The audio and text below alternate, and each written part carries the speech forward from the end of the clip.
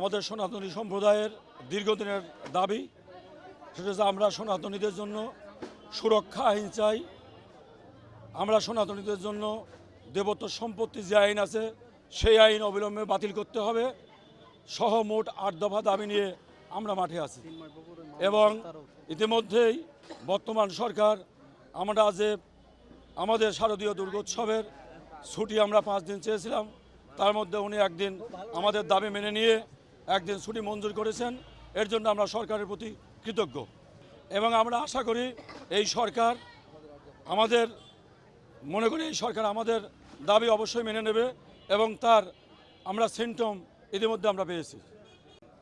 কেন্দ্রীয় কর্মসূচির অংশ হিসাবে 8 দফা দাবিতে আমরা এই সমাবেশ এবং মিছিল করেছি, আয়োজন করেছি এবং সমাপ্ত করলাম।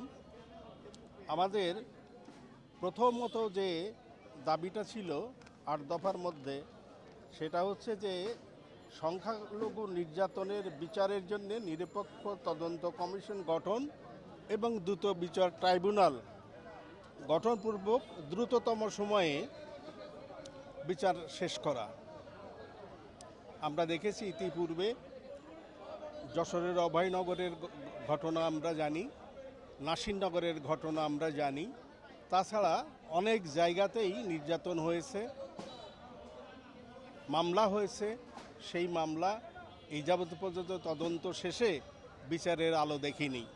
আমরা চাই সেই সমস্ত বিচারের তদন্ত শেষ হয়ে বিচারে যাক এবং সেইটা স্পেশাল ট্রাইব্যুনাল, দ্রুত বিচার ট্রাইব্যুনালে বিচার হোক এবং যারা প্রকৃত অর্থে দোষী তারা সাজা পাক।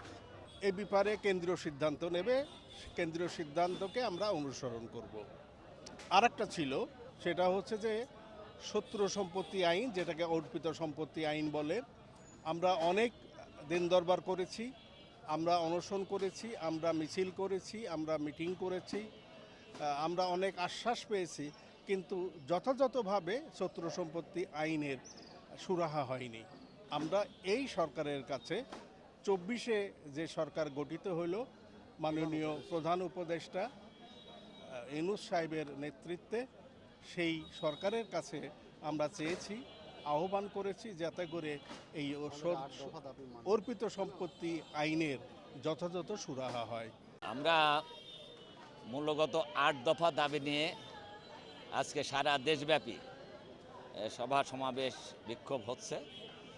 মূলগত স্বাধীনতার পরবর্তীকালে এদেশের সংখ্যালঘু সম্প্রদায়ের উপরে বিভিন্ন সময় নানাভাবে নির্যাতন নেমে আসে।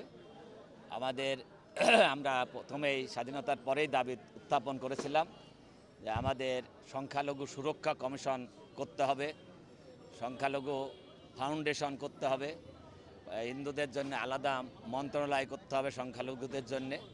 এক কথায় আমরা যারা সংখ্যালঘু সম্প্রদায়ের মানুষ আছি, এদের একটা মহান মুক্তিযুদ্ধের মধ্য দিয়ে এটা দেশটা স্বাধীন হয়েছিল।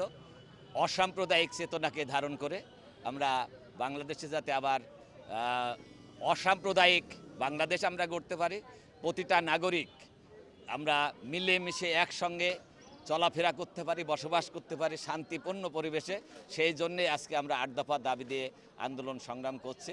আশা করি বর্তমান সরকার এই দাবি মেনে নেবে এবং এদেশের সংখ্যালঘু সম্প্রদায়ের নিরাপত্তা সহ প্রতিটি নাগরিকের নিরাপত্তা নিশ্চিত করবে।